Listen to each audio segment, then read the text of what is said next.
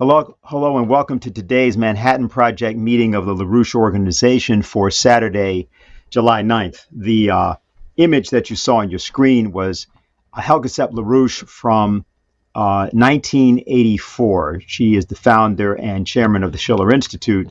What she was holding up there was a signed copy of something which was called the Declaration of the Inalienable Rights of Man. This was the founding document of the Schiller Institute back in 1984, which essentially took the American Declaration of Independence and essentially changed a few words in it, but presented the same concept. Now, of course, we have just celebrated July 4th, and just to recall for people the first words of the Declaration, when in the course of human events it becomes necessary for one people to dissolve the bands which have political bands which have connected them with another, and to assume among the powers of the earth the separate and equal station to which the laws of nature and of nature's God have entitled them. A decent respect for the opinions of mankind requires that they should declare the cause of the separation. We hold these truths to be self-evident, that all men are created equal, that they are endowed by their Creator with certain unalienable rights, and that among these are life, liberty, and the pursuit of happiness, that to secure these rights, governments are instituted among men, deriving their just power from the consent of the governed. Now, that concept, as stated, is not a concept intended merely for the geographic territory of the United States, and in the recognition of that, and in the recognition of the nature of that idea, Helga Zepp-LaRouche in 1984 created a new organization named after the poet of freedom, Friedrich Schiller, which took the Declaration and essentially, by altering a few words, made that the premise for actions that were taken subsequent to that time to try to reproduce the spirit of that revolution globally. And that specifically around the idea of economic justice. Lyndon LaRouche, the economist and statesman, her late husband, was known for authoring many different proposals over time on economic development, from his 1975 International Development Bank to his variation on that in 1977-78, the private International Development Bank, to a series of proposals that he then wrote, including a 50-year development policy for the Indian Pacific Ocean Basin, policies that he did for the government of Mexico, for example, one called Operation Juarez, done in 1982, a full book that he did came from a request from the government of Nigeria, but it was called Critical Comments on the Lagos Plan of Action, the Economy of Nation Building. So he did many of these. He did them for virtually every nation on the face of the planet. This was done in the spirit of what had been called the Bandung Conference, the Conference of Non-Aligned Nations of 1955, but it was done using the physical economy that was developed, the science of physical economy developed by Gottfried Wilhelm Leibniz at the age of 26 in 1672, which is the actual basis for the American Revolution, which is not based in any way on any idea from Adam Smith, on any idea like free trade, or in anything that people generally refer to as industrial capitalism. It was industrial, but it was not based on those ideas. It was based on the ideas of Leibniz and his 1672 essay, Society and Economy. What we want to do today is to return to a theme that we began last Sunday, when Helga Zepp-LaRouche and Diane Sayre, an independent candidate for the United States Senate in the upcoming elections in 2022 in New York State, presented their proposal, a declaration, if you will, for the creation of an ad hoc committee for a new Bretton Woods system. Now, this proposal is something that we're circulating, and many are circulating, and we're trying to have people sign on to and become part of. You're seeing it there on your site, on the website, It specifically references what's called the World Land Bridge. This is, again, a proposal that Lyndon LaRouche authored, this time in 1989. He began the process. It went through several iterations. It became, first of all, a proposal that was used only with respect to Europe. It's called the Eurasian Land Bridge. Then it extended into Asia.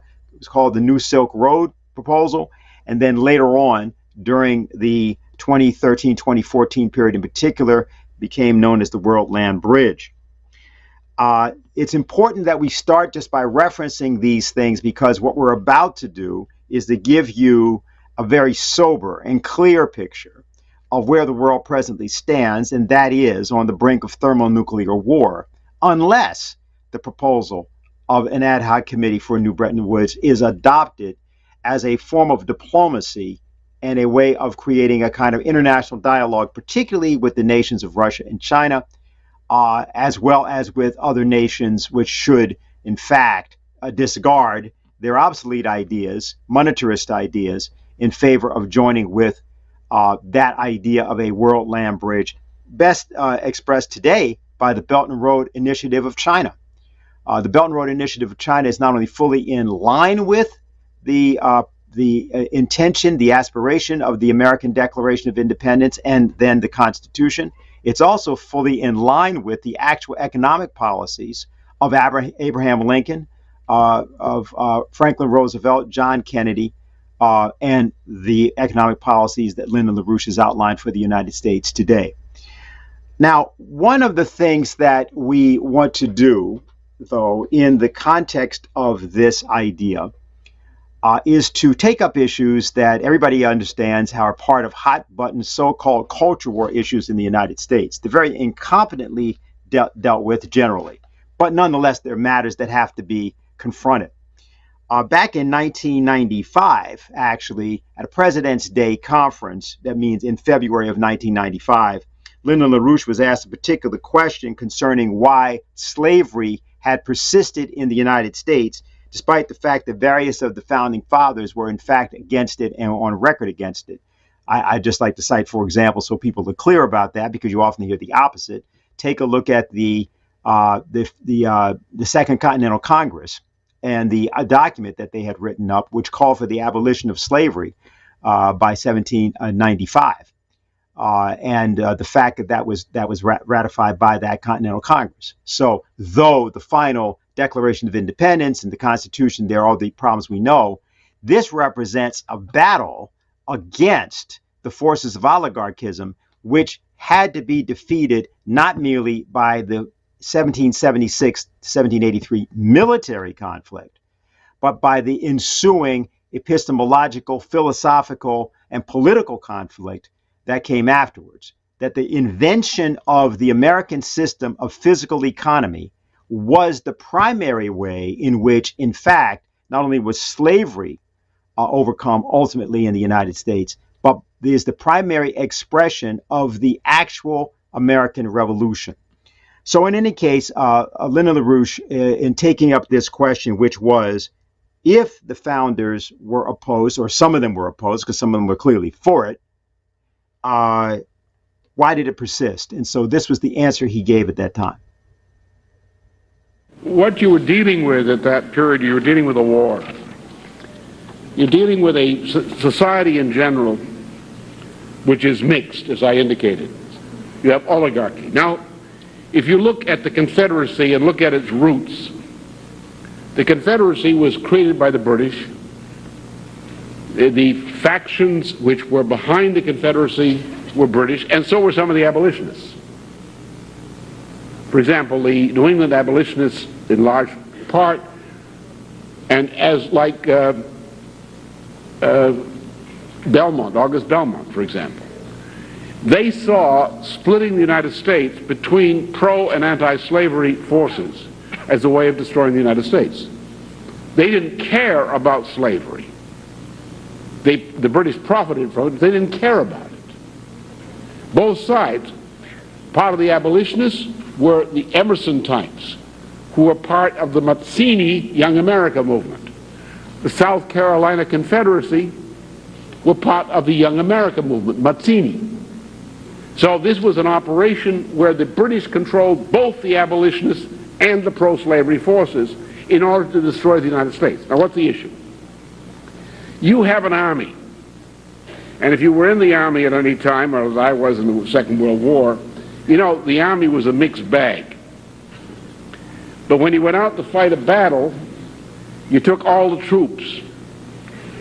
And the art of warfare was keeping this mixed bag functioning as if it were not a mixed bag, all doing the same thing. The problem of the United States was that we were in a war against the most powerful and most evil forces in the world.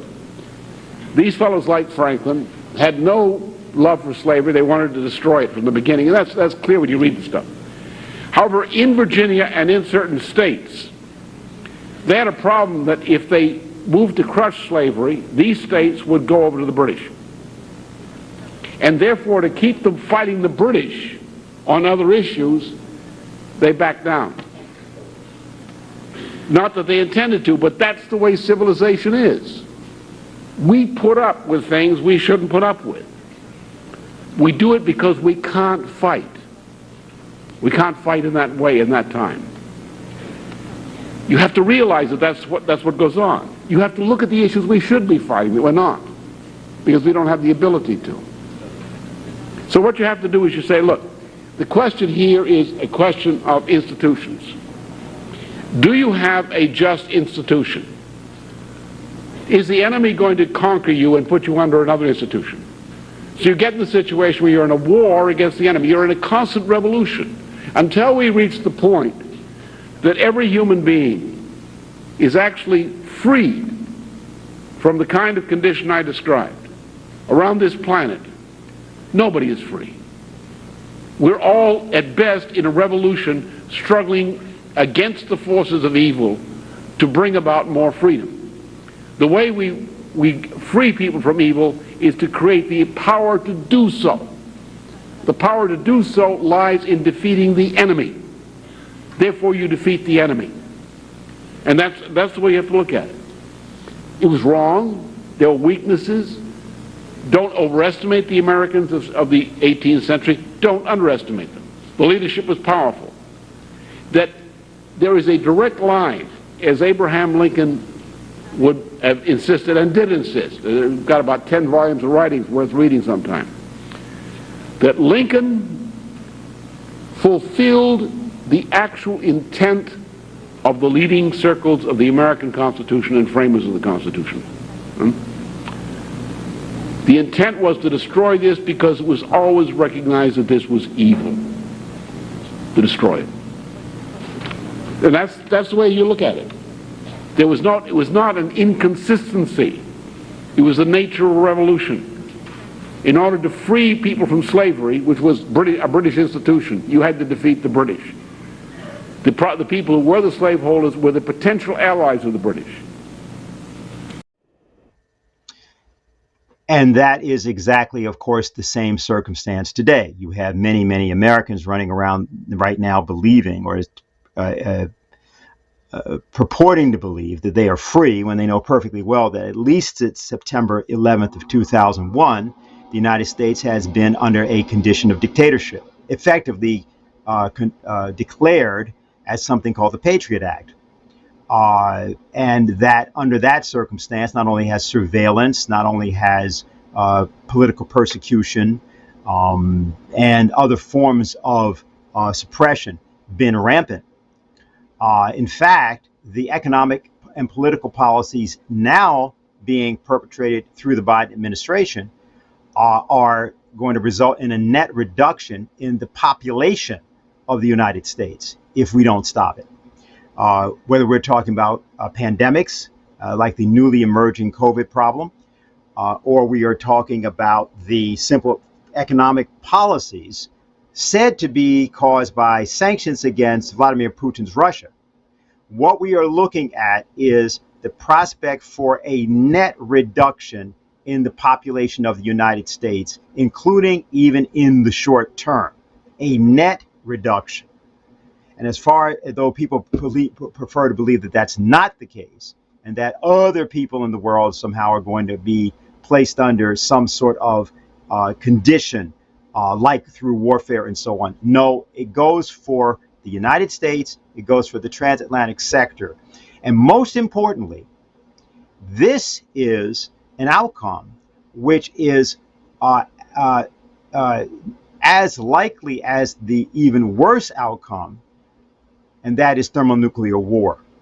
What we want to do today is to deepen the understanding that people have of this. We're not only going to be doing this from the standpoint of the pessimistic problem of war, but we want to give people an idea of exactly where, from an international standpoint, the battle stands between British imperial forces represented by the City of London and Wall Street and those forces that are opposed to a Malthusian generalized genocide against the human race, which are presently represented by this organization, by the nation of Russia, the nation of China, and those associated with and allied with those nations. As much as people may not wish to face the fact that that's the case, that is the case until we can find those persons in the United States capable of deciding to step away from that manipulation that's being done on behalf of British intelligence, the City of London, and the financial system that that represents.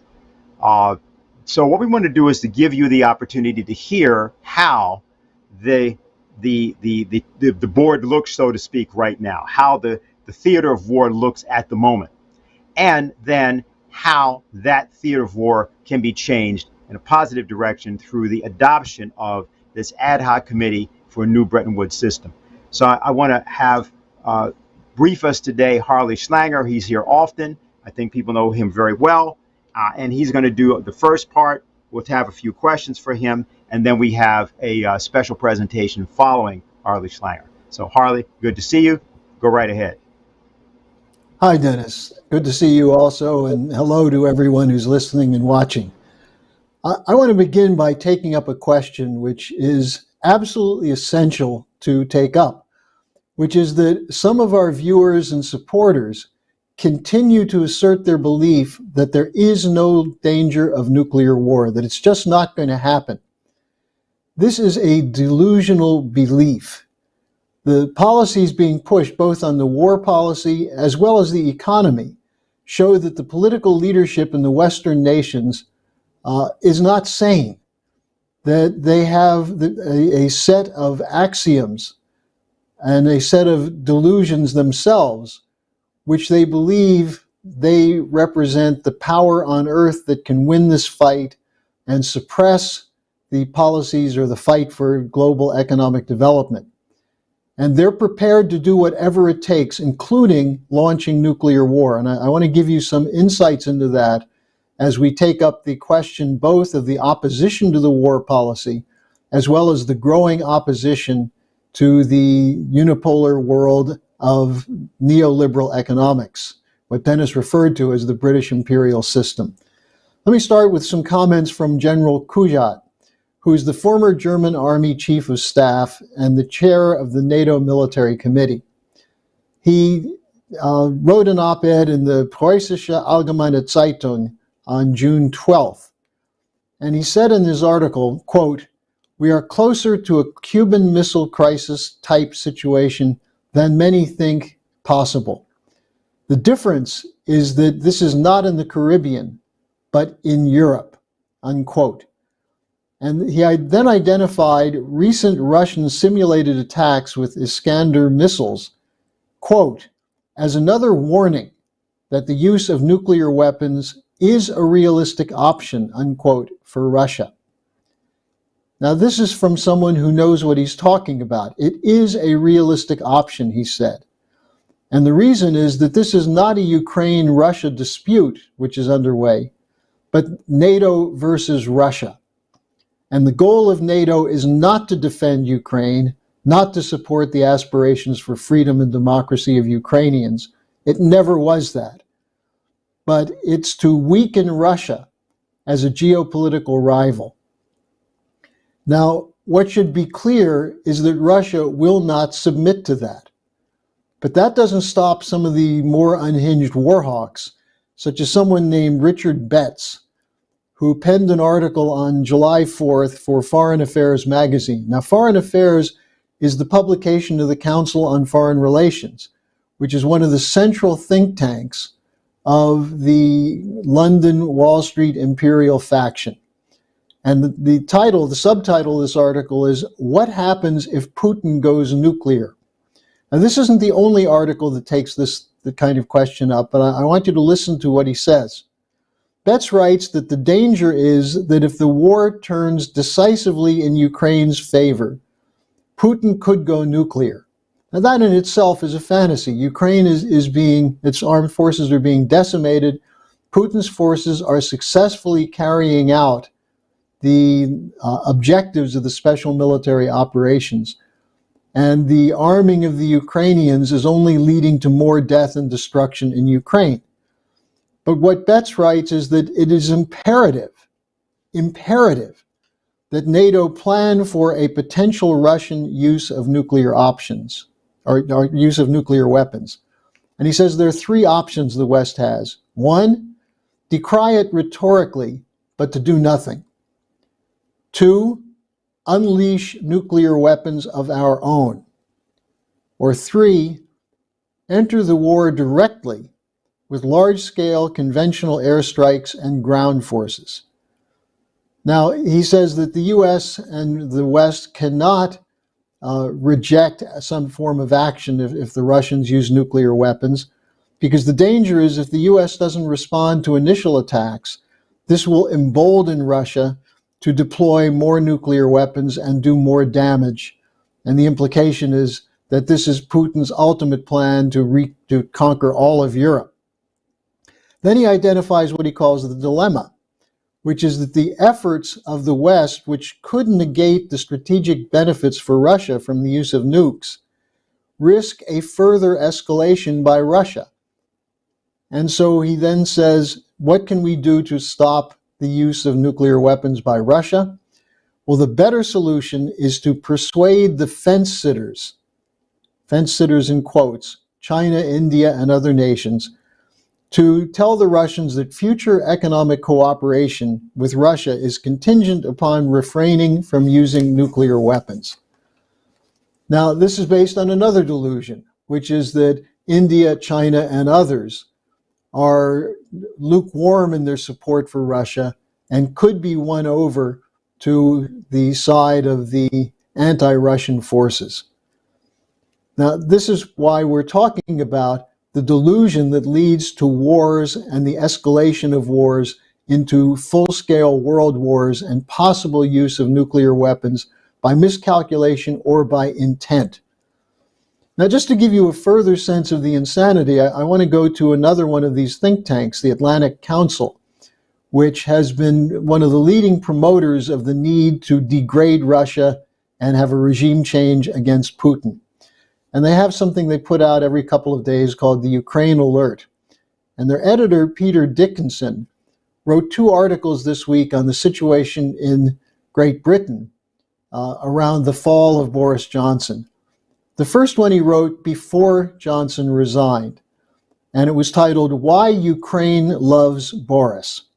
It's full of praise for Boris Johnson's position on Ukraine, his demand that the West stand up against Putin, the British role in pouring arms into Ukraine, his 2 trips to Ukraine to bolster Zelensky.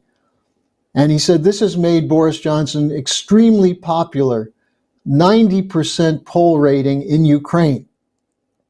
And he writes, as far as Ukrainians are concerned, Boris Johnson may have lost his magic touch at home, but he can count on a warm welcome in Kiev, unquote. Now, 2 days later, after he wrote this first article, Johnson resigned in disgrace, although he continued to show his absolute arrogance by saying that he's done a great job and that it's unfortunate he won't be able to complete the job. But Dickinson writes in the second article, post-Boris Britain will continue to stand with Ukraine against Putin's war, unquote. In other words, that the leadership in the United Kingdom is united to defeat Russia, to degrade Russia, the policy of NATO and the United States. And he describes Boris Johnson's fall as a, quote, domestic affair, unquote, which will not alter the United Kingdom's, quote, staunch support for Ukraine, unquote. And he says Johnson's position on Ukraine is popular with the British public, as, quote, opposition to Putin's invasion is seen as reflecting both British values, whatever the hell those are, and British interests, unquote. I wonder what the average person in Britain, in the UK, thinks in this context of Dickinson's statement that they want to continue the war, of the comments made by General Sir Patrick Sanders, the Chief of the General Staff, who said at a conference at the Royal United Service Institute, which is the monarchy's defense think tank, Sanders said, Britain must prepare to fight a war in Europe against Russia. Sanders said that Britain faces a 1937 moment. In other words, one in which you cannot appease, you must fight. And he said, quote, the British Army must be prepared to engage in warfare at its most violent, unquote. Now, this is not some unhinged person in a mental ward, although maybe he should be there. This is the Chief of the General Staff of the British Army. Now, it's comments like this which have led numerous Russian defense spokesmen, Duma members, and others to warn that if there are attacks on Russia coming from Ukraine using the weapons that are being poured in there, that the Russians will respond not by hitting Poland or Germany, but the target would be on London. Now, Putin himself had some comments on this at a meeting before the Duma, I think it was yesterday. Now, this occurred after Putin went through what Russia is doing to alleviate the world food crisis. How Russia has a excellent crop harvest this year of wheat, that it's doing everything it can to provide it to countries that need grain and other necessary food items. And he essentially demonstrated that the line that Russia is the cause of the food crisis is a fraud, just as he has repeatedly demonstrated that the idea that Russia is the cause of high energy prices and shortages is a fraud. But in this one, Putin spoke of something that should be listened to in the context of what I just covered. General Kuyat's comments, the comments from the various other figures who are talking about war against Russia. Here's what Putin said. He said, we are presently living through a, quote, radical breakdown of the US-style world order. This is the beginning of the transition from liberal globalist American egocentrism to a truly multipolar world. This process, Putin said, cannot be stopped. And I'll review a little bit of that in just a moment. But then he went further.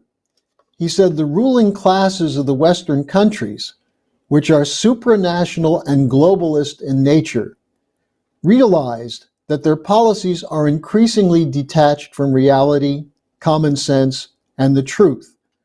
And they have started resorting to openly despotic methods.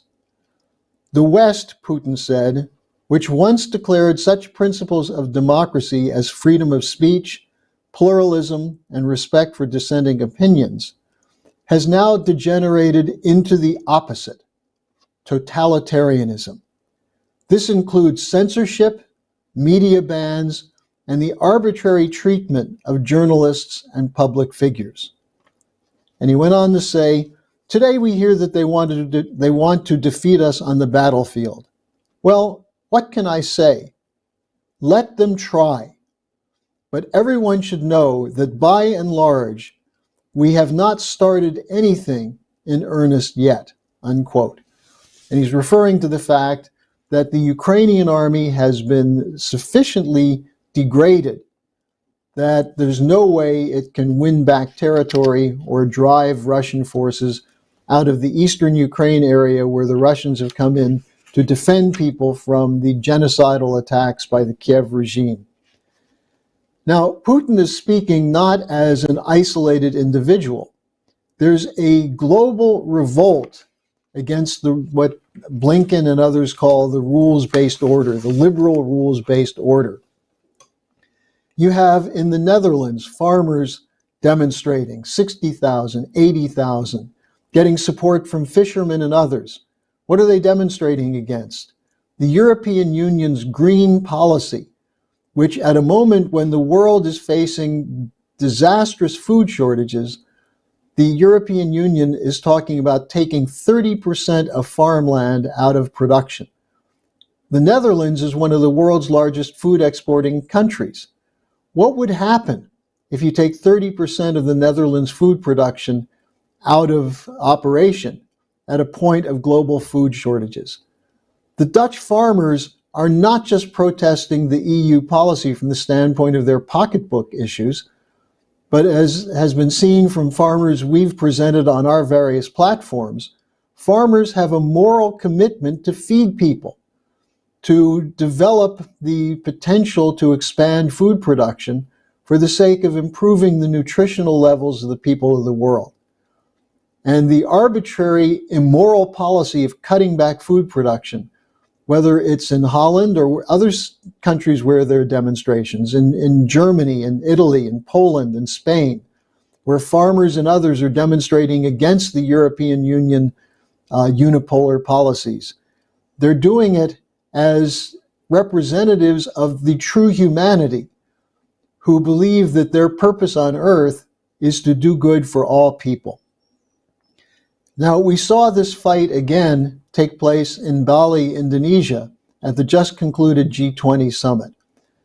There was an attempt to exclude Russia from the summit, but the president of Indonesia, and Indonesia has one of the largest populations in the world. I think it's the 5th largest population in the world. The president of Indonesia said, no, Putin is not going to be excluded, and the Russians are welcome. A number of other countries expressed the same sentiments. And during the conference, there were many meetings, bilateral meetings, multilateral meetings, discussing how do we produce enough food? How do we get the fertilizer that's needed? How do we ensure flows of energy that are needed for countries? These were the countries of the former non-aligned movement, the former colonial nations, large countries, including Russia, China, Brazil, India, and others.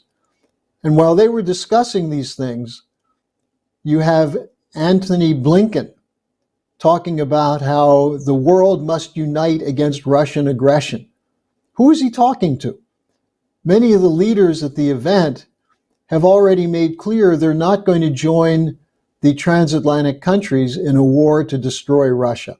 In fact, they want to work with Russia to increase food production and energy production and the development of the poorer countries to give their people the means needed to enter the modern age. Now, we're seeing this also with the BRICS, the Brazil, Russia, India, China, South Africa alliance, which has a development bank, which has significant development programs in operation. And they're now recruiting new members. The Chinese have just announced they're willing to accept Argentina as a member. Indonesia, Egypt, and others were at the recent BRICS summit and may be applying for membership. And the Chinese and the Russians both are open to expanding the BRICS. So we're seeing a break with the unipolar order on the basic principles that are the ones that are enshrined in the U.S. Declaration of Independence and Constitution, which our governments in the West, may no longer believe in and actually may be turning against. But other countries are demanding that these principles be extended to them. The opportunity that the Franklin Roosevelt conception of the Bretton Woods system be finally realized 70-something years later, and be the British Imperial City of London control over the global financial system be broken and replaced by a world in which sovereign nation states collaborate for mutual benefit. What we're doing is urging the United States to join this growing alliance, that this is the tradition of the United States, but as Dennis reported at the beginning, and as Lyndon LaRouche reported in the clip you saw, has been under attack by British anti-American interests, which included many in the United States, the Boston Brahmin, the Virginia and South Carolina planters, the New York City Wall Street bankers, who have sided against the American system as developed by Alexander Hamilton. And you have the lies that have to be rooted out, that Hamilton was a banker who wanted to establish a British private banking system to control the United States. This is a bald-faced lie. Read Hamilton's reports. Look at who killed Hamilton. Aaron Burr, who fled to Britain after he shot Hamilton and killed him in a duel, and hid out in the home of leading British philosophical radical Jeremy Bentham. This was the British East India Company trying to destroy the American system. And fortunately, through the history of the United States, there have been leaders who fought to restore that. But in the last 40-something years, we have not had that. We've had very slim reflection of it, mostly related to the efforts of Lyndon LaRouche to bring the United States back to that tradition. And that's what we have to do. That's what the Schiller Institute fight for, a new ad hoc committee for a new Bretton Woods to create a new strategic and financial architecture. That's what it's about. And people who say there won't be nuclear war, there won't be a crash, they won't let it happen, or who say there's nothing you can do to stop it, they should get out of the way. Take their pessimism and go into some bunker somewhere with their marijuana and whatever else they need. But get out of the way of people who want to do something, who want to bring the United States back to its traditional role, including as an ally with Russia and China and India. And in the hope that doing that will give some courage to the sad, pessimistic people of Europe who are tolerating governments that are destroying their nations.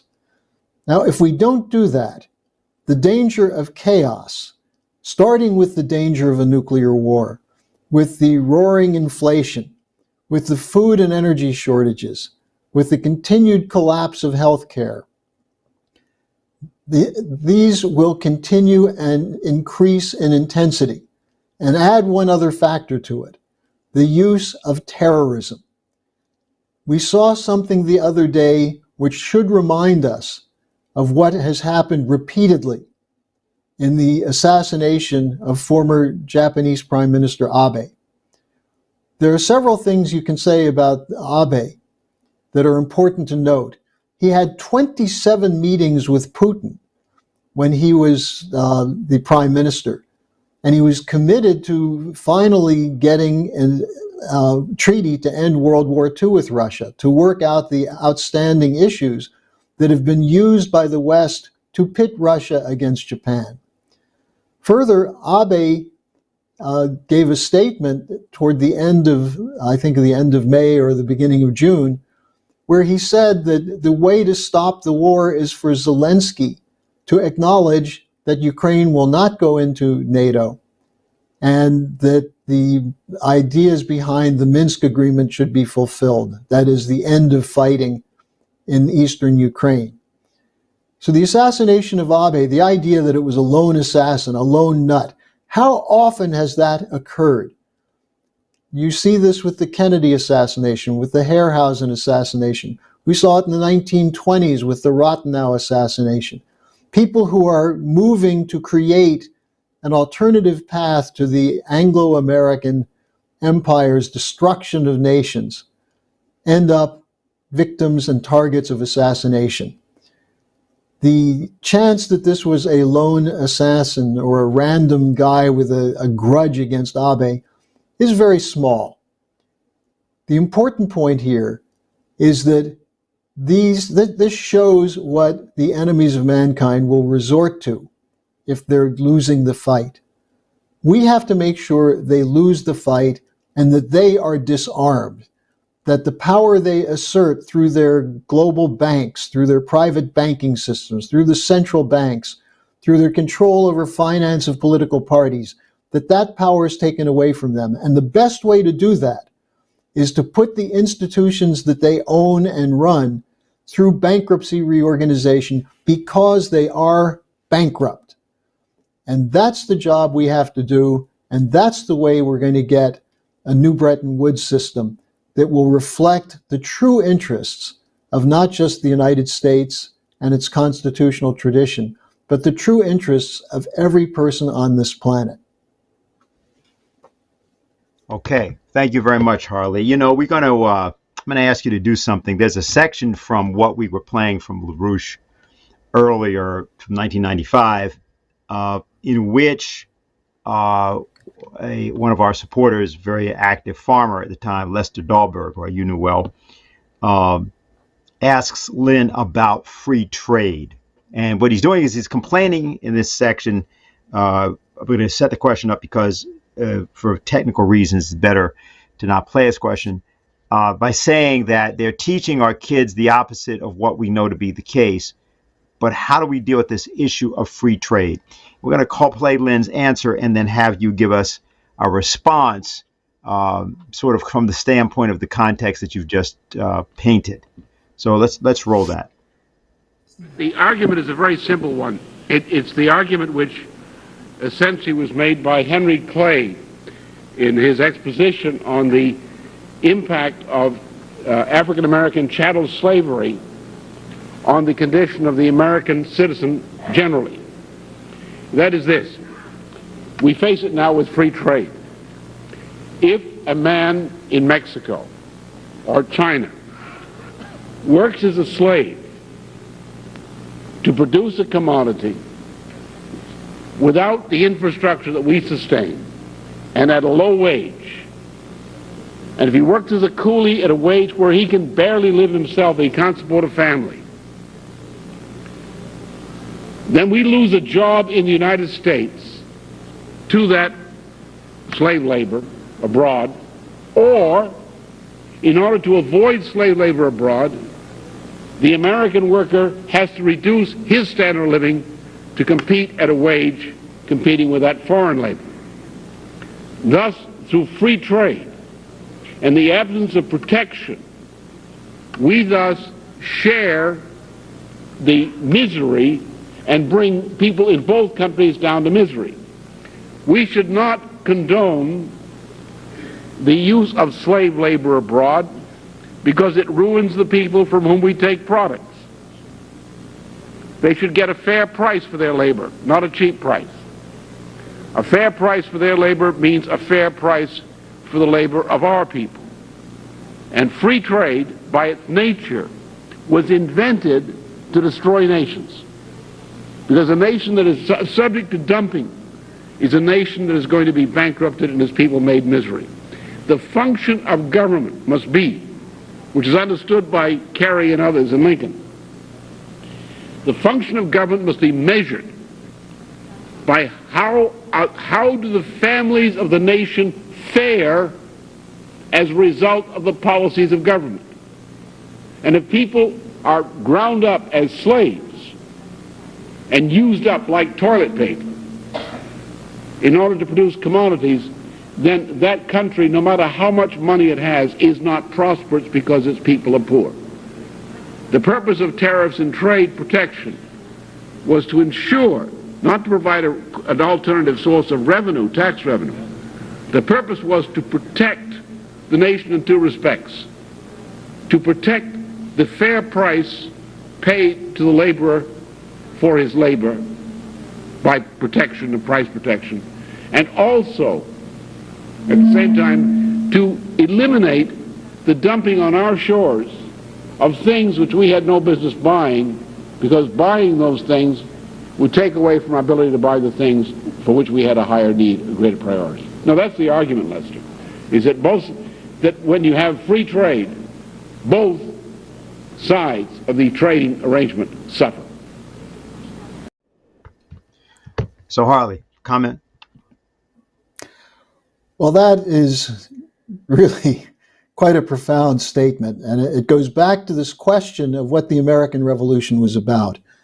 The argument for free trade is that you can cheapen the cost of goods by lowering the wage costs, the price of raw materials, by not having quality control, by having animal power move the products, and so on. And it was this idea which was brought in with the World Trade Organization, with globalization in the form it is in today. Not globalization meaning the world as a whole is engaged in producing goods for each other, which certainly is a necessity in some cases. But the idea that you have to make profits by lowering your costs. And where did that get us? Well, for a while we were dependent on cheap labor in China, in South and Central America, as a result of outsourcing. American corporations used the free trade agreements to send manufacturing jobs overseas, as Lynn was just talking about. And the American people who lost those jobs, what was supposed to compensate them was that they could go to Walmart and buy cheaper goods made by slave labor in other countries. Well, what happened when the people in those other countries started saying they want better standard of living? That's what happened with China. You know, the idea that China is somehow a slave labor factory which is benefiting the globalists, well, maybe for a while that was part of the policy.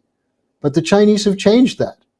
The Chinese are now building the biggest middle class in the world by increasing wages and improving the levels of consumption, education, and technological advance in their production processes, which is what we used to do in the past, what the West used to do.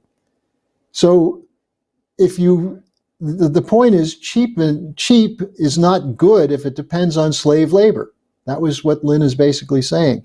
The way you cheapen the cost of goods is through technological advance, through improvements in education of the workforce, as well as improvements in living standards of the workforce. That's the way you increase the productivity.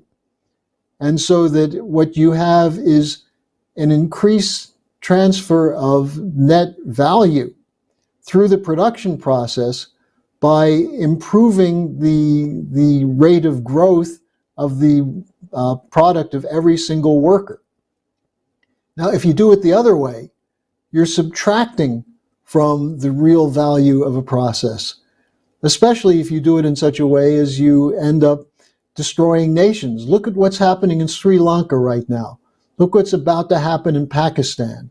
What would have happened in Ukraine because of the International Monetary Fund policies and the EU policies had it not been for the massive bailout of Ukraine, which is going on with the so-called weapons provisions and the U.S. paying for the government, exactly as the U.S. did for Afghanistan. And when the U.S. pulled out and stole the money from Afghanistan, that nation collapsed. So the idea that cheap is good, the goal of an economic process is for the corporate management to lower the costs to increase the profit. The best way to increase the profit is to spend more, to develop the new technologies, research and development. One of the things I started writing about in the 1980s was when the leveraged buyout movement connected to Michael Milken and companies like Kohlberg, Kravis, and Roberts, and the mergers and acquisitions movement, when they started running their operations, they essentially looted the research and development funds, cut them out completely, and looked for ways to cheapen the costs of labor. And what happened? They increased the total debt of the company. The company profits went up in terms of stock values, but the ability to produce the products that they were supposed to produce collapsed. And the only way they survived was with a crash in 1987, which was then used to allow for more outsourcing and more bailouts of these bankrupt corporations. So these corporations have to be put through bankruptcy, the ones that are bankrupt, instead of bailed out. That's why we need Glass-Steagall. So I think if people listen to what Mr. LaRouche said, it's clear that the thinking that was reflected in his comments went into his development of his 4 laws. Regulated banking, no privatization, no bailouts. Secondly, investment in or a national bank which directs credit to productive enterprises. Third, the upgrading of the platforms of infrastructure, which cheapens the cost of all production. And then fourth, advancing science and technology, again through investment, and going to the frontiers of science and industry, including nuclear fusion, plasma technologies, space development, and so on. So I think that's the point, and that's what the new financial architecture has to incorporate on a world basis through the alliance of the 4 powers with multilateral agreements, as opposed to submission of nations to give up their sovereignty in order to have their place in the unipolar world. Okay, we've got some questions. I'm going to combine them. There's 2 questions for you and put them in one. One is, the first is from a contact of ours from Africa, the continent of Africa. He asked the question, is it the pride and supremacy of the Western countries which results in them failing to acknowledge the other rising economies? Is it the pride and supremacy of the Western countries which results in them failing to acknowledge the other rising economies? And the second question, which is from the U.S., asked this question: following the discussion from last Sunday, the United States has completely forgotten its American system traditions and has been imprisoned by the very same geopolitical doctrines which we originally fought against.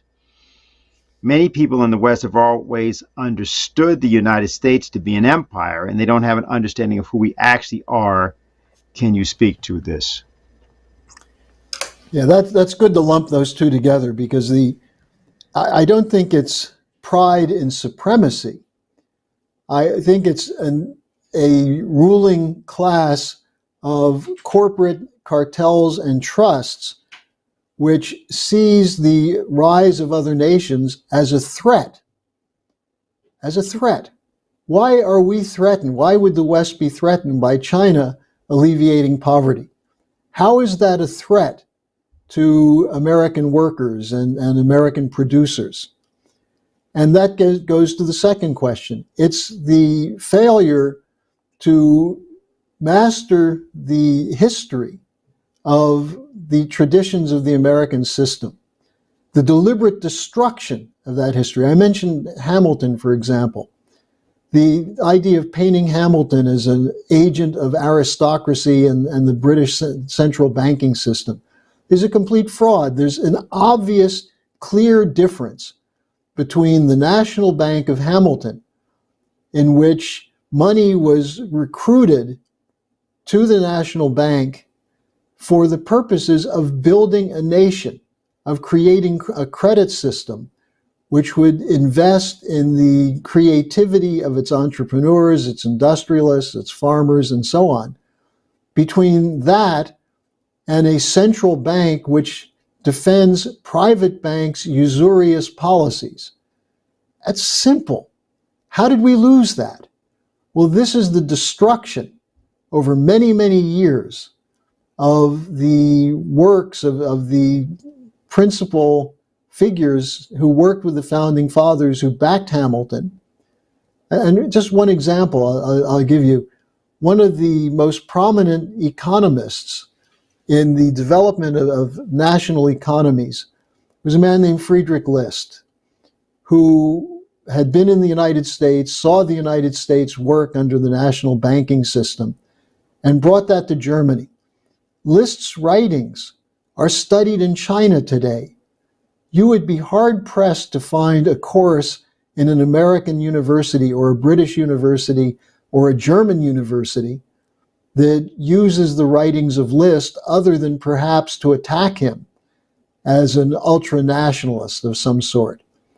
So this is why the traditions have been lost, because people who run these corporate trusts and cartels have made huge fortunes by exploiting slave labor, first at home and then around the world, have used those fortunes to change the education system, to rewrite history, to present Hamilton as an aristocratic functionary, and instead talk about Thomas Jefferson, who was a slave owner, talk about Thomas Jefferson as the great Democrat. So I think that's the answer to that, and what we have to do in organizing people to support the ideas of the new Bretton Woods is get them to learn the real history of the nation, who's been distorting it, and why. And as a result of that, the weakness in those forces who depend on lies and narratives to push their policies. We see it collapsing in Ukraine. There's growing disaffection within the military of the U.S. and within certain layers in the political community, a certain disaffection with the idea that we're going to keep throwing weapons into Ukraine to defeat Russia.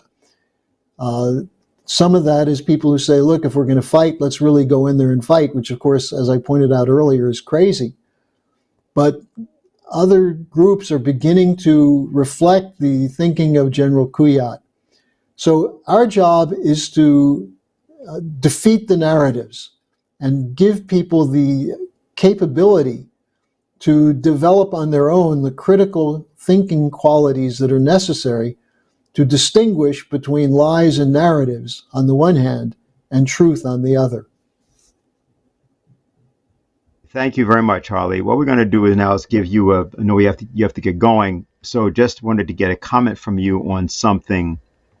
Yesterday, July 8th, was the 200th anniversary of the death of the poet Percy Bysshe Shelley, somebody that Lyndon LaRouche has referred to many times, and from 1973, often used Shelley's A Defense of Poetry as a way of trying to give people a conception of how to think about mass transformations of a society that caused the society to go upward rather than descend into chaos and anarchy. One of the passages from A Defense of Poetry, one of the more famous passages, says, "The most unfailing herald, companion, and follower of the awakening of a great people to work a beneficial change in opinion or institution is poetry. At such periods, there is an accumulation of the power of communicating and receiving intense and impassioned conceptions respecting man and nature. The person in whom this power resides may often, as far as regards many portions of their nature, have little apparent correspondence with that spirit of good of which they are the ministers. But even whilst they deny and abjure, they are yet compelled to serve that power which is seated on the throne of their own soul." Years ago, about the same time actually as the 1995 speech that we saw from Lyndon LaRouche, William Warfield, who was a member of the board of the Schiller Institute, very famous bass baritone, recited for people a poem by Paul Laurence Dunbar called Prometheus, which poem was dedicated to the poet Shelley. We're going to play Bill Warfield's recitation and then just get a comment from you as you get on your way as to the role of a great culture in a situation particularly like the one that we find ourselves in right now, since if you take what Shelley said, that you have this unfailing herald, which is great poetry, if there's going to be a beneficent change, but we certainly don't seem to have that, certainly not in the Congress of the United States today or otherwise in evidence. So we'll play this recitation from Bill Warfield and then just get your comment. Prometheus stole from heaven the sacred fire and swept to earth with it o'er land and sea. He lit the vestal flames of poesy, content for this to brave celestial ire. Wroth were the gods with eternal hate, pursued the fearless one who ravished heaven, that earth might hold and feed the perfect heaven, to lift men's souls above their low estate. But judge you now when poets wield their pen. Think not well, the wrong has been repaired. 'Twas all in vain that ill Prometheus fared. The fire has been returned to heaven again. We have no singers like the ones whose note gave challenge to the noblest warbler's song. We have no voice so mellow, sweet, and strong as that which broke from Shelley's golden throat. The measure of our songs is our desires. We tinkle where old poets used to storm. We lack their substance, though we keep their form. We strum our banjo strings and call them lyres.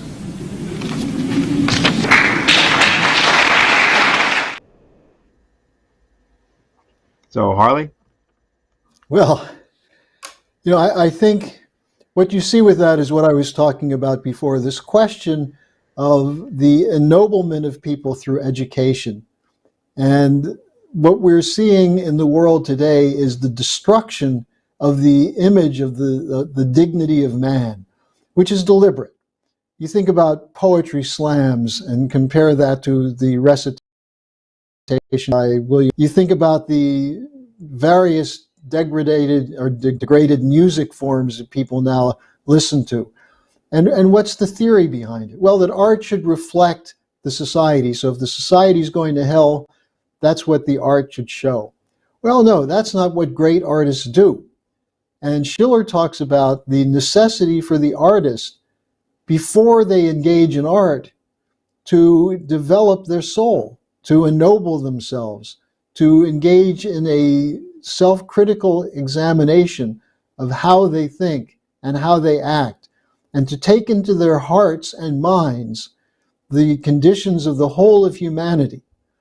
And when they speak, when they write, when they sing, to take that, to demonstrate that ennoblement, not for their own pride, but to show that that's a quality of all human beings.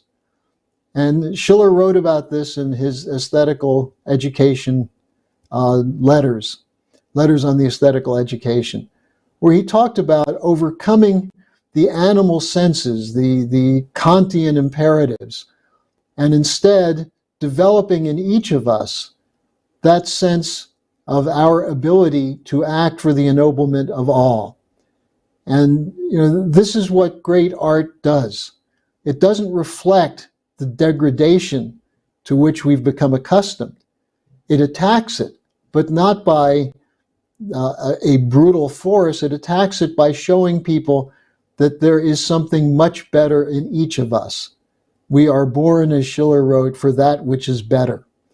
And I think that's, every time you hear William Warfield, whether he's singing or reciting, you see the living idea of the poet or the composer coming through his mind. And so you have the benefit both of the work that went into the composition, as well as the artist who made that something of his own and brought his own character into it. And that's what's missing in the world today. Harley, thank you very much for the briefing and for what you just said. We want to thank everybody for joining us today. And what we're going to do is to transition now to just a special feature pertaining again to this anniversary of Shelley's death. And Lyndon LaRouche, as we said, often emphasized the passage that we just referred to. And what happened last night was that there was a presentation that was made on behalf of Diane Sayre on the website that she gave. But before we go to that presentation, there was, again, an exchange with Lyndon LaRouche in 1995. It was a music teacher, was from the Washington, D.C. area. She was actually teaching at Morgan State, and described the near slavery-like condition that she felt she was in, teaching students who she knew could not attain a career in classical music, not because they weren't good enough, but because there was a generalized constraint increasingly, because no one knew the music. It was no longer being taught, and that these people felt very isolated. At that time, the Schiller Institute and Lyndon LaRouche also individually were working on a precise revival of classical music and classical culture. One of the surprising supporters of that and important contributors of that, by the way, was Minister Louis Farrakhan of the Nation of Islam, who had in 1993 released his video of his performance of the Mendelssohn Violin Concerto, because he was a highly accomplished violinist as well. And so what we're going to do is to play what LaRouche's answer was to this teacher who was complaining about a circumstance which was a tough circumstance in the Baltimore, Washington area, teaching people who were often impoverished, but who had the capability to aspire to a kind of musical both career and participation that she knew they were presumed to be cut out of or to be excluded from. So here's what LaRouche had to say. Good morning. No, good afternoon. My name is Lucia Starr. I'm a voice teacher. I work with the Schiller Institute in Baltimore. I studied in Germany. I graduated in Hochschule für Musik in Berlin. Now I have a question for Mr. LaRouche. As an educator, I teach at Cato Community College in Morgan State. I realized that I am a slave. So what can be done? For example, I'm an adjunct faculty, and my life depends in my paycheck from the chair of the department I work, a music department. If he doesn't like me because I rebel or complain, they just don't hire me anymore, and I don't get benefits and I don't get anything. So how can we reach a higher education? How can we how can I tell my students, that is my moral, my problem. How can I tell my students, for example, in a Morgan State University, they have these wonderful singers. They work so hard. And I have this conscious thing, where are you going to go? What's going to happen? I keep encouraging, I do the opera worship and all this, but it's very difficult. So how, how can that change, or why that happens? Why we teachers are treated like slaves? I mean, the same dean from the Cato Community College said, you are the slave of the college. That he told me in my face. So that's my question. Well, I don't know the simple solutions to these things. I know the big ones.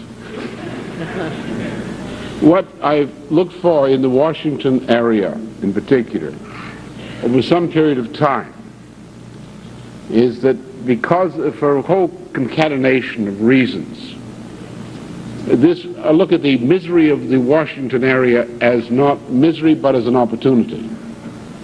See, when things are bad, the good side is there's a lot of room for improvement, or shall we say a lot of opportunity for improvement. And thus we have all these poor people in this greater Washington area. It's one of the great metropolitan regions of the world and the United States today. Now, one thing that people have, if they haven't smoked too much pot, I suppose, is they can still learn to sing, particularly if they're younger.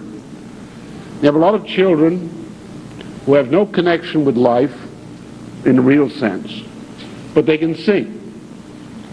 Now, music, well, that's a whole story I've written a great deal about, and I'm not going to answer that in a short time here. But the point, my view is this, is to build a foundation for a musical life in the greater Washington area is one of the projects which I saw as necessary. And you know something about what tentative steps in working in that direction. When you build that, as they used to build it in Europe, in the classical periods in Europe, you build a pyramid of choruses, which starts out with little ones, learning to sing a little bel canto, and they have limitations, and they get to 5 and 6 and so forth. And you build a pyramid, which the baseline is children, little children singing. You have optimally 2 or 3 rehearsals or something a week that go on like that, which is what's needed to maintain real progress, as you know, for the children. Now, if you get the communities organized doing that, you spread that. You take, in some cases, you take these kids off the street, you may pull them out of drugs, you may pull their parents or siblings out of drugs simply because some beautiful reality has been brought into the lives of some members of that family through this kind of operation. You build a constituency on the basis of, for music, on the basis of doing what's right. What we used to have when music was developed in Europe, developed to a high degree, you had very large constituencies in the post-Renaissance period for music. It came out of the church, was the common base for doing that in those days. And you have the children's choruses that were associated with churches, that were the baseline. So that the musical education program, the relationship of the teacher is not someone who's captured by an institution like you have a museum, like a living museum in a university. They have a music department, and they have a couple of people who maintain the curators of the museum, but they're not treating music seriously. They're offering it as a museum tour. Seriously, music is for the people. It gets the training, as you've seen what we're trying to do, the training of the little children and the older children in just how to sing bel canto and do chorus work and sing together, then learn to do some genuine polyphony when they get a little bit better. Then, on the basis of once they've learned to sing, now they know how to play an instrument, unlike most instrumentalists. If you don't learn to sing, you shouldn't touch an instrument, because the job of playing an instrument is teaching the instrument to sing. You make the instrument sing. And on that basis, you build a musical constituency in the people. Then the people turn to the institutions and say to the institutions, the churches, the schools, and so forth, give us this in our school. We need this. And it's by building that kind of political constituency for the music that the institutions, such as the colleges, the junior colleges, the high schools and so forth, and the churches, will treat it seriously. So I look at it as a twofold job, is to bring together people who are teachers, who are qualified assistants, to teach the children in the communities, build programs in whatever institutions exist that will do that, churches, whatever.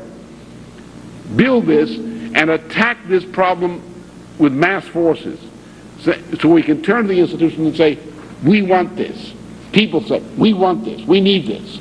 And we can show, if they have to have the proof, we can show that a community in which more children are going regularly to chorus rehearsal and doing things where they're appearing before their peers singing, and little peers get big-eyed and watch their friends singing in the chorus, that community has less drug problem, more hope, is a better community, is better people than otherwise. And say, do you want better people? We're doing something about it. And that's the way the kind of problem you are addressed, I think, will be solved politically. Thank you so much. That, of course, is also the only way to approach the present crisis in American education, which has become complicated, very complicated, as a result of the past 2 years and perhaps the ensuing year to come of disruptions, whatever may be the form of those disruptions through COVID. That is that when people talk about the problem, the emotional problem of the disruption of the past 2 years of life for people who are 13, 14 years old, 15 years old, the probable only way that you can return to a competent approach to public education in particular, or mass education, in the present American setting and perhaps other countries, will be to return to that kind of form of mass singing. Now, that's complicated because of the COVID problem in one sense, but a dedication to that kind of idea and a promulgation of that kind of idea among educators is going to be increasingly important. Otherwise, you have a compounding of despair that will otherwise sink in. But as with the ad hoc committee for a new Bretton Woods, where people also despair that there's any solution other than war to the present circumstance that we find ourselves in, and war is no solution to that circumstance. Similarly, in education, when people despair. There's no way to reach young people because they're all on their cell phones or something else, or they are all on drugs or placed on drugs, or they are all somehow enamored of the culture of death. These things are not necessary circumstances. This is a circumstance that we must challenge. Last night, on the occasion of Diane Sayre's discussion process that she does each Friday, Paul Gallagher of Executive Intelligence Review had a presentation that he gave on the poet Percy Shelley. Paul has had a very direct interest in Shelley and has studied him over many years, and particularly during the time that he was incarcerated as one of the prisoners that went to jail with Lynn and LaRouche, and in the LaRouche trials of the late 80s and early 90s, did a certain amount of work, including poetic composition of his own. So we wanted to just conclude today by making available to you on this platform that presentation, and for questions, other questions for Harley and so forth, we'll take those, but we're going to go into this presentation. This is a pre-recorded from last night, and that will be our conclusion for the day. And thanks again. As you mentioned, July 8th of 1822, 200 years ago, Percy Shelley died while sailing his boat in a squall. It may have been an accident, it may have been deliberate.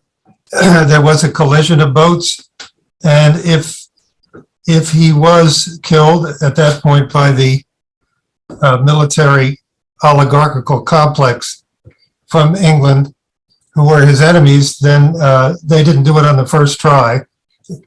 There had been at least one previous one. And he was English. He was not British. He was an English poet. He wrote a new national anthem, which he called that, a new national anthem, which begins, well, unfortunately don't have Michelle to sing it here, but God prosper, speed, and save. God raise from England's grave her murdered queen. Pave with swift victory the steps of liberty, whom Britons own to be their immortal queen.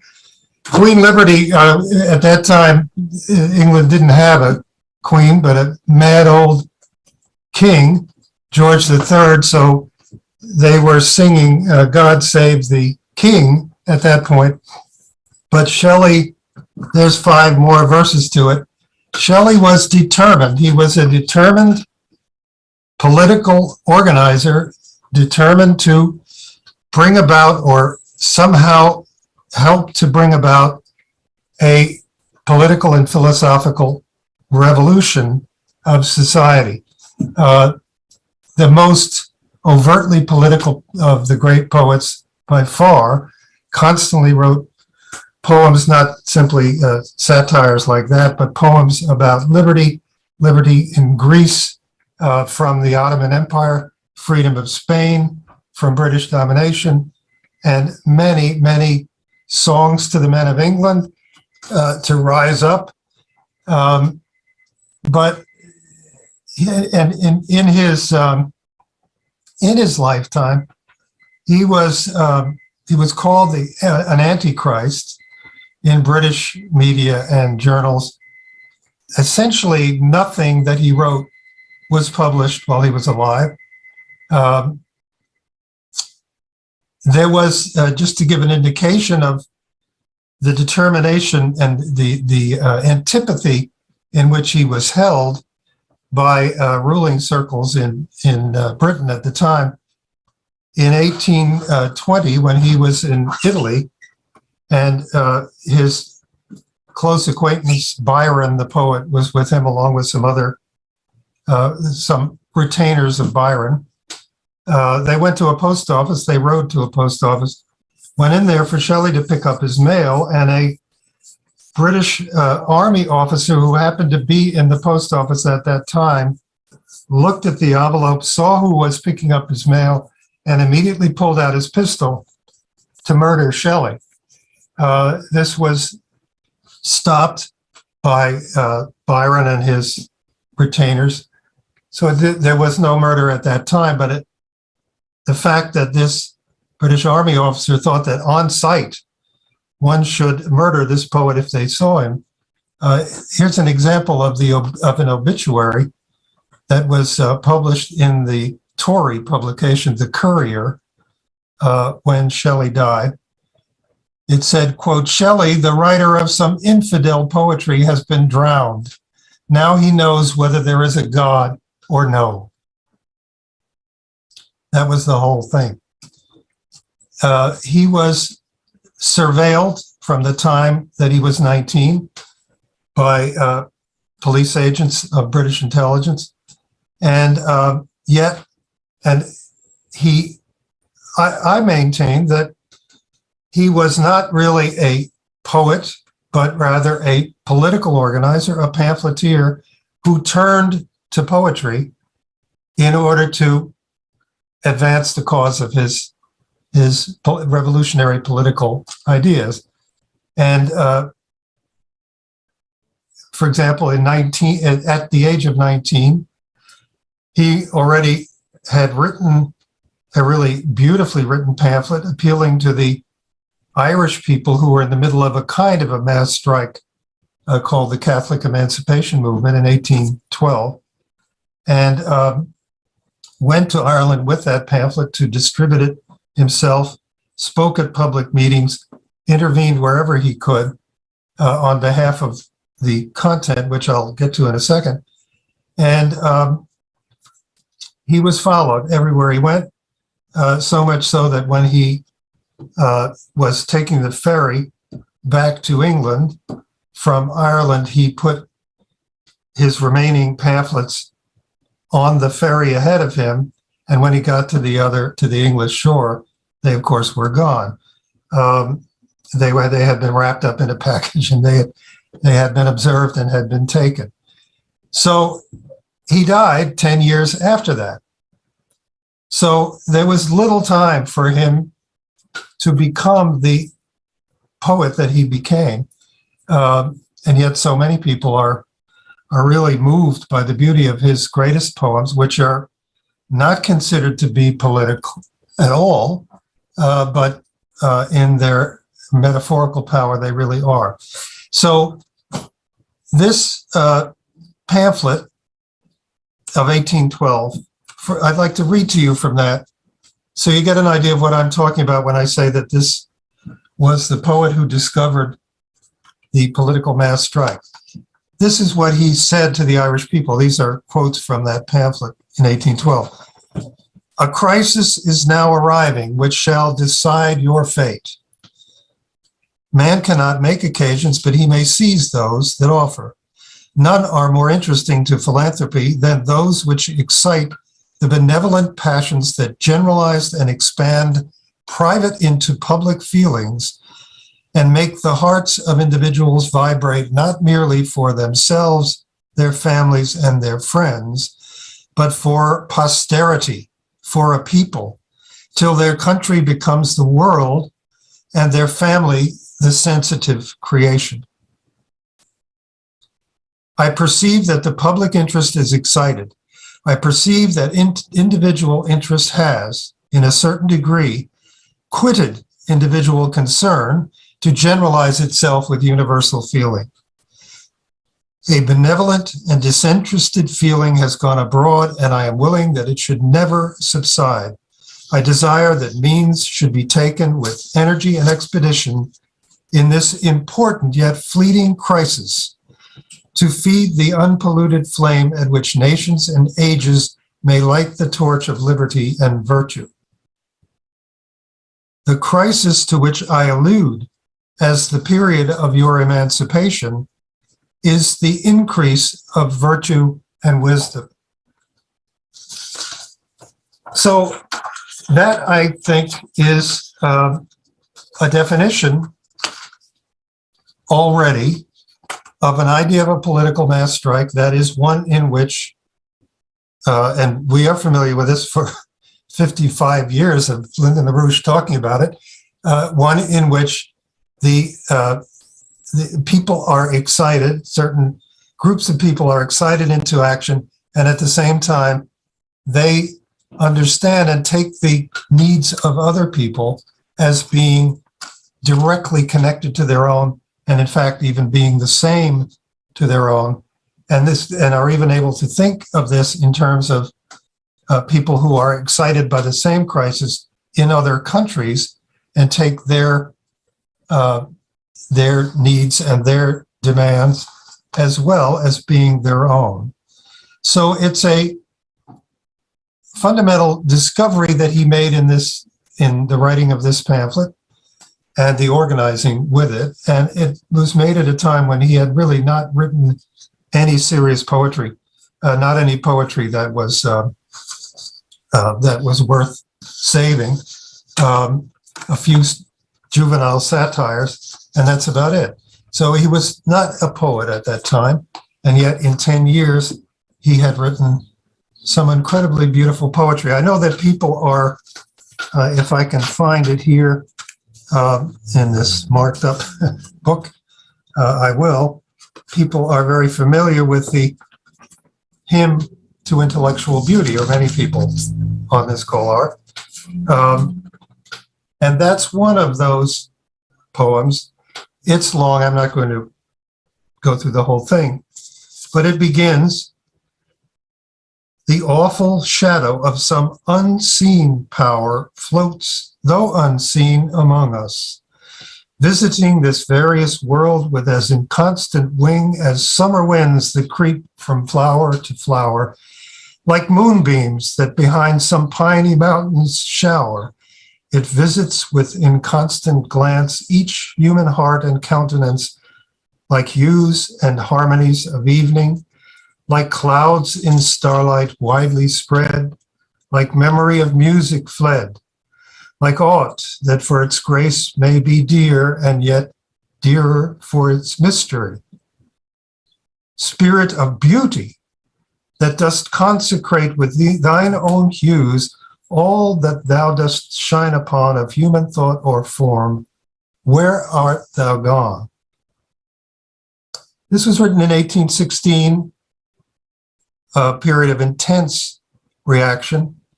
Lyndon LaRouche will discuss that later. But here's the way it ended.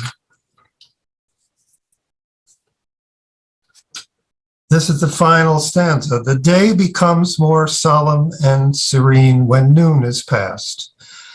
There is a harmony in autumn and a luster in its sky, which through the summer is not heard or seen, as if it could not be, as if it had not been.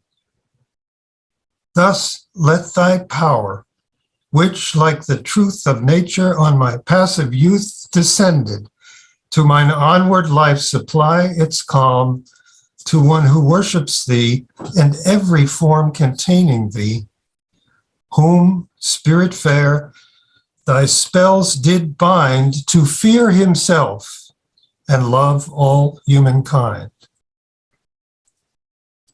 Now, unless you're very familiar with that poem, that's not where you thought it was going. That's not what you thought the last lines were going to be. You thought they were going to be, beauty is truth, truth, beauty, and that is all you know on earth, and so forth.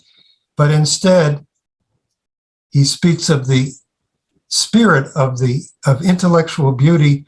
Thy spells did bind to fear himself and love all humankind. So this again is the same thing as he said in the pamphlet. When individual feeling is generalized and begins to deal not only with the family, with the immediate interests, but with the whole of sensitive creation, as he puts it, then there is a crisis which had arrived, which, as he was saying to the Irish in that pamphlet, that crisis will be the period of your emancipation. There's another one, which people are also very familiar with, and it's also very much beloved, but I won't read it all. But the Ode to a Skylark, which begins, "Hail to thee, blithe spirit, bird thou never wert, that from heaven or near it pourest thy full heart in profuse strains of unpremeditated art. Higher still and higher from the earth thou springest, like a cloud of fire the deep blue thou wingest, and singing still dost soar, and soaring ever singest." This is, of course, what skylarks do. They leap up from the earth and fly almost straight up to a great height while singing. I mean, you have it in Shakespeare's sonnet, "When in these thoughts myself almost despising, haply I think on thee. And then my state, like to the lark at break of day, arising from sullen earth, sings hymns at heaven's gate." So it's the same image. Another English poet who was also very familiar with skylarks in the fields in the morning, leaping up into the sky while singing. But again, a little bit in this poem, he starts to talk about this. Well, he says, "Bird thou never wert." He starts to talk about this spirit of liberty as other things. "Like a poet hidden in the light of thought, singing hymns unbidden, till the world is wrought to sympathy with hopes and fears it heeded not." So he's now the poet is trying to bring the world to sympathy with hopes and fears that it heeds not. And then when he ends the poem, he says of the unpremeditated art of the bird, "If he could have that, better than all measures of delightful sound, better than all treasures that in books are found, thy skill to poet were, thou scorner of the ground. Teach me half the gladness that thy brain must know, such harmonious madness from my lips would flow, the world should listen then, as I am listening now." And again, you didn't expect that last line at all. That isn't where you thought it was going, that this hymn to this bird, which obviously is liberty and is poetry, that it would end by "the world, if I could only sing with unpremeditated art, as you do, then the world would listen then as I am listening now." So again, that same desire. And in the course of that brief adult life of his, gradually poetry comes in.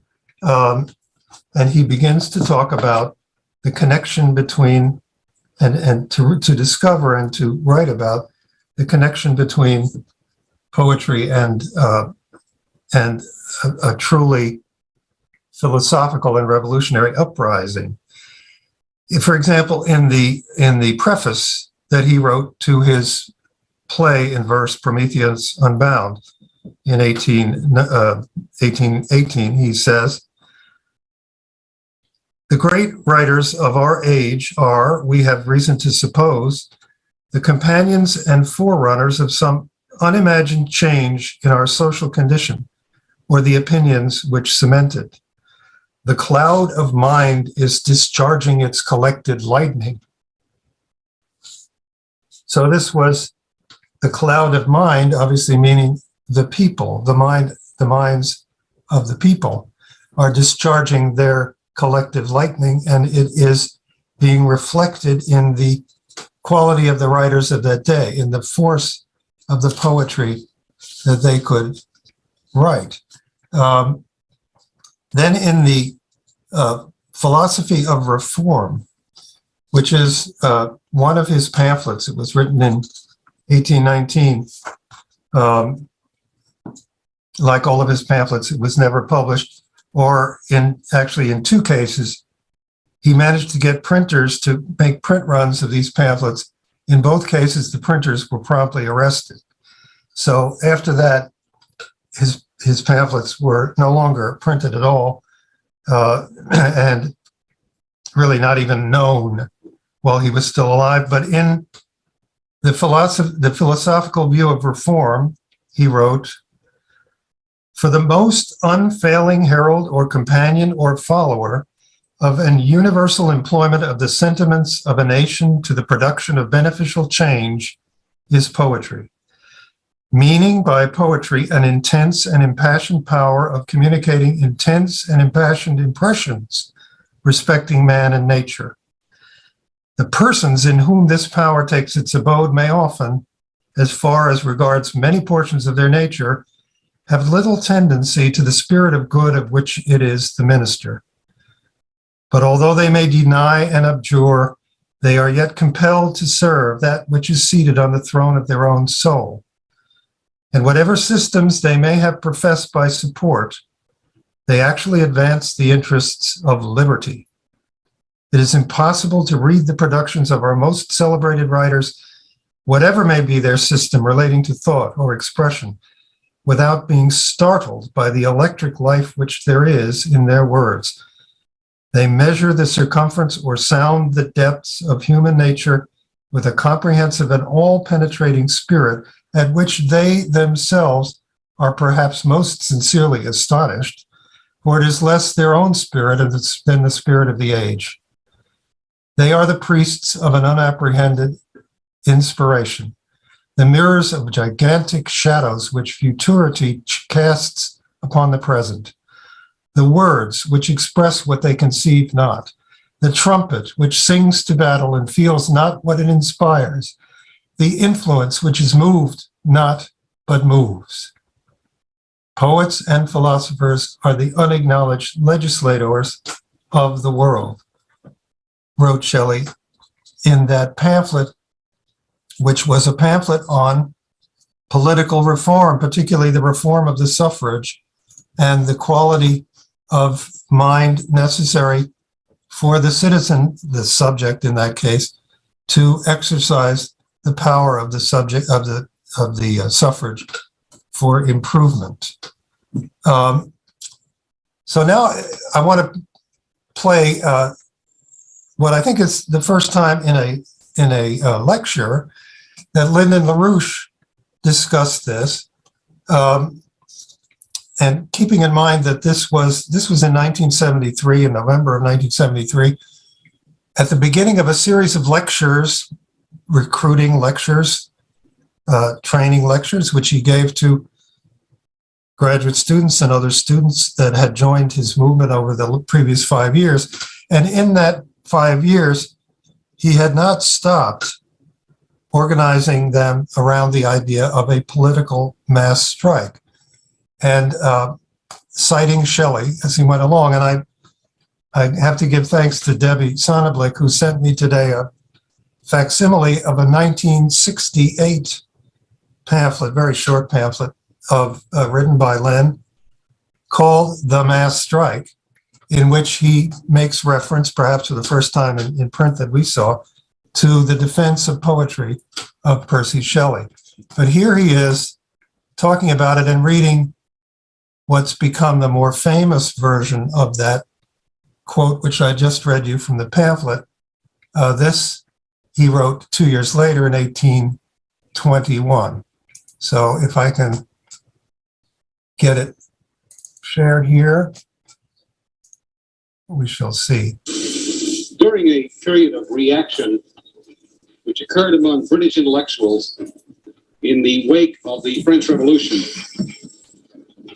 there was an attempt to explain creativity in art as being something which occurred within art itself, as independent of political movements of that time.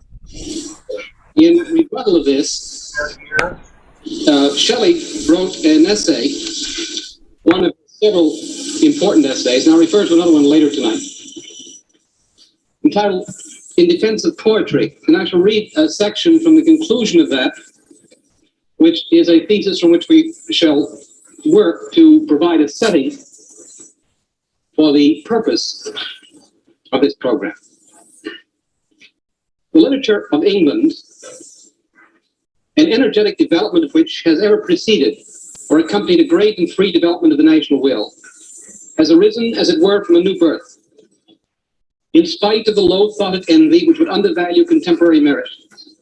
Our own will be a memorable age in intellectual achievements, and we live among such philosophers and poets as surpass beyond comparison any who have appeared since the last national struggle for civil and religious liberty.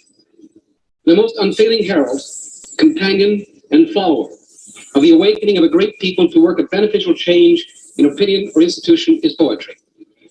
At such periods, there is an accumulation of the power of communicating and receiving intense and impassioned conceptions respecting man and nature. The persons in whom this power resides may often, as far as regards many portions of their nature, have little apparent correspondence with that spirit of good of which they are the ministers. But even whilst they deny and abjure, they are yet compelled to serve the power which is seated on the throne of their own soul. It is impossible to read the compositions of the most celebrated writers of the present day without being startled with the electric light which burns within their words. They measure the circumference and sound the depths of human nature with a comprehensive and all-penetrating spirit, and they are themselves perhaps the most sincerely astonished at its manifestations, for it is less their spirit than the spirit of the age. If Shelley's thesis is correct, that is, that great periods of revolutionary transformation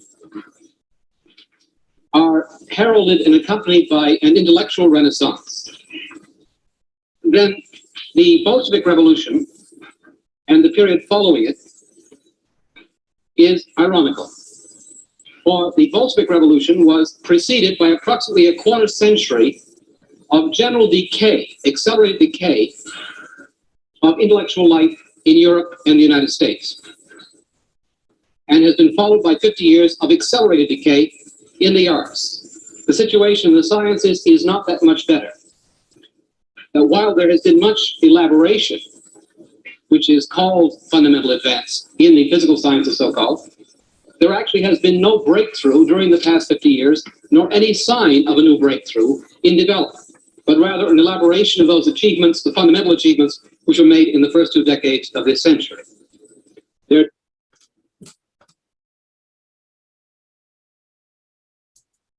I stopped there because I forgot to follow Jose's instructions and I didn't know if you were hearing it.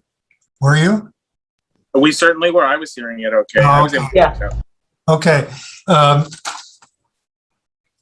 that was the way that Lynn introduced Shelley into the understanding of the mass strike, which he was trying to communicate to a broader grouping of recruits in 1973.